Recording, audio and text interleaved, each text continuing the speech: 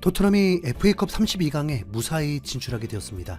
64강에서 만난 팀이 오브리그 팀이 되고 또 진짜 시골의 향수를 느낄 수 있었던 레트로 경기장에서 동네 축구 이벤트로 초청된 것 같은 매우 가벼운 경기였는데, 경기 내용은 토트넘 선수들 엄청난 비난을 받고 감독도 욕먹고 연장전까지 치르게 되면서 에너지를 많이 소모하게 되었습니다.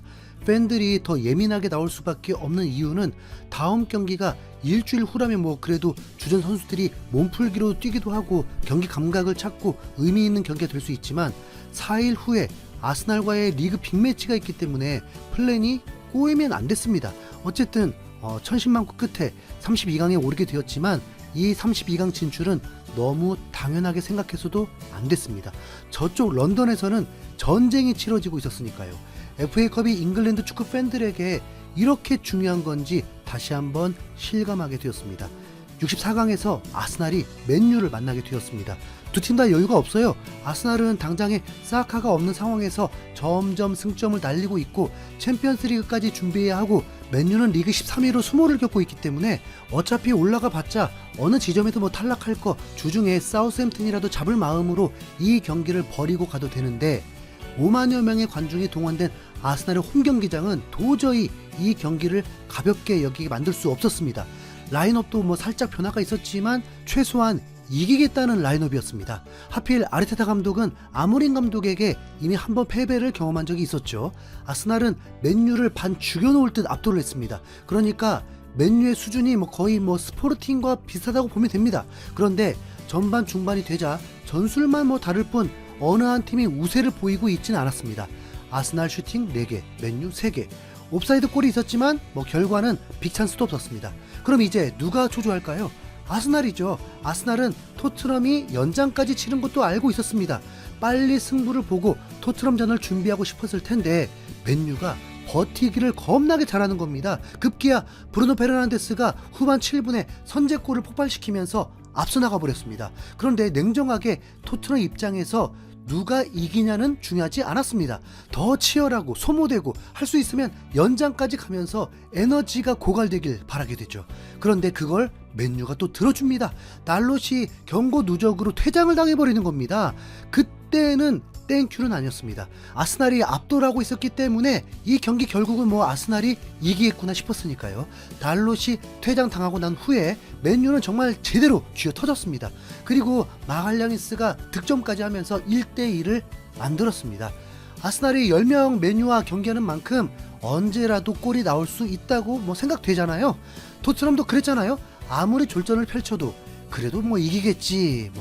아스날은 기회를 잡았습니다. 페널티킥이 선언되었고, 선수들은 뒤엉겨서 이거죠, 이거. 판정으로 인해서 선수들이 다투게 되는데 정말 오랜만에 봅니다. 맥과이어는 하베르츠에게 사기꾼이라고 하고 있고 난리도 아니었습니다.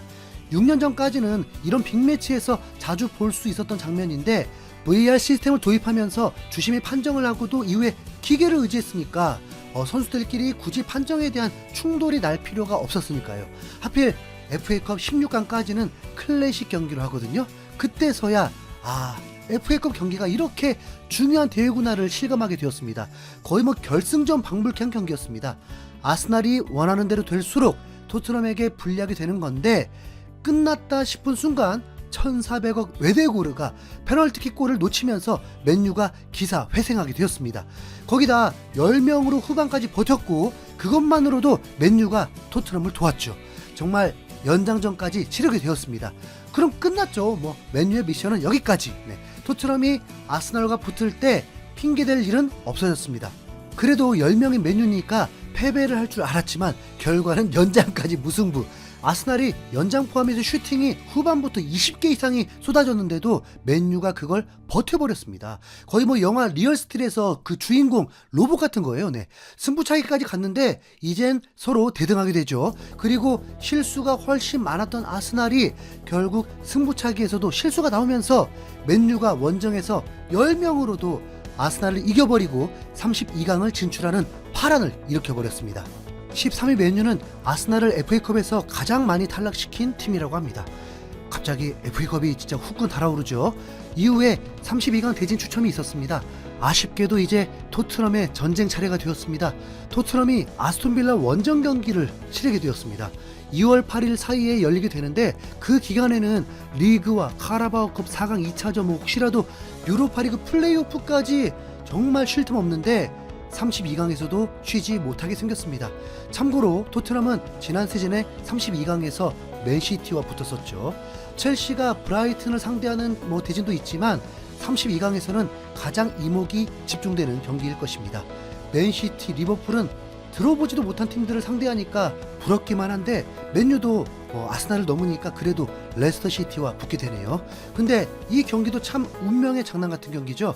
반니스텔로이가 맡고 있으니까요.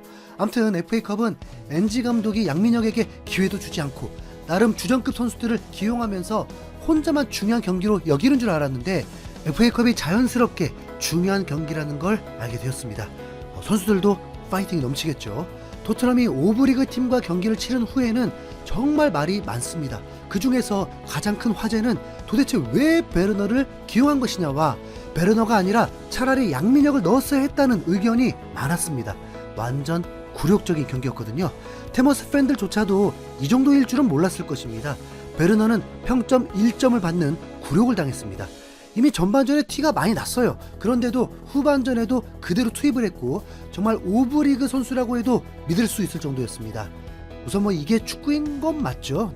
스포츠에서 어떻게 다 예상대로만 흘러가나요? 아스날도 하베르츠의 부진만 아니었다면, 웨데고르가 페널티킥골을 넣었다면 그런 결과를 겪지 않았을 테니까요. 오브리그 팀이긴 하지만 테머스는 홈에서 무패를 달리고 있었습니다. 그러니까 다른 팀들도 테머스 경기장 인조잔디에서는 매우 어려웠다는 거죠. 진짜 포로마저도 킥 정확성이 매우 떨어졌었고 존스는 아예 제대로 패스도 못할 정도였습니다. 평점 8점을 받았다고 해서 진짜 두둔해서는 안 됩니다. 진짜 연장 마지막에 골을 넣었기 때문일 뿐입니다. 그러니까 그라운드 탓을 좀 이해해주자고요. 그나마 손흥민이 인조잔디까지 경험이 있었다 보니 제대로 휘저어버렸고 손흥민이 중심을 잡아주니까 공격이 원활하게 풀렸습니다. 이게 팩트인 거예요. 이게 팩트입니다. 최근 케인이 프랑스 매체와의 인터뷰에서 손흥민이 자신의 커리어에 큰 영향을 끼쳤다고 했는데요. 무리뉴 감독은 손흥민과 관계가 더욱 발전할 수 있게 도움을 줬다.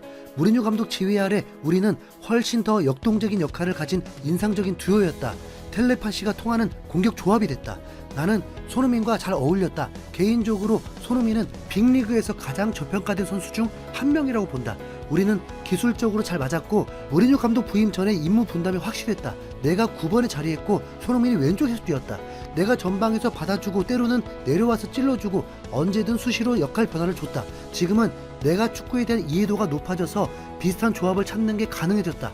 뮌헨에서는 자말 무시알라와 호흡을 맞춰가고 있다고 손흥민과 케미를 떠올렸습니다. 가장 저평가된 선수라잖아요. 이거 이미 7년 전부터 들어오긴 했지만 최근 손흥민이 32살이 되고 득점이 줄었다고 해서 별의별 막말이 다 나오고 있는데 손흥민이 스피드만 월드 클래스인 줄 아나봐. 손흥민의 골 결정력은 세계 최고 수준인데요. 소니 이번 아스날전에서 보여줘버려. 지난 시즌 아스날전 3골 넣은 것처럼 손흥민 파이팅! 이상 휴수영골이었습니다. 감사합니다.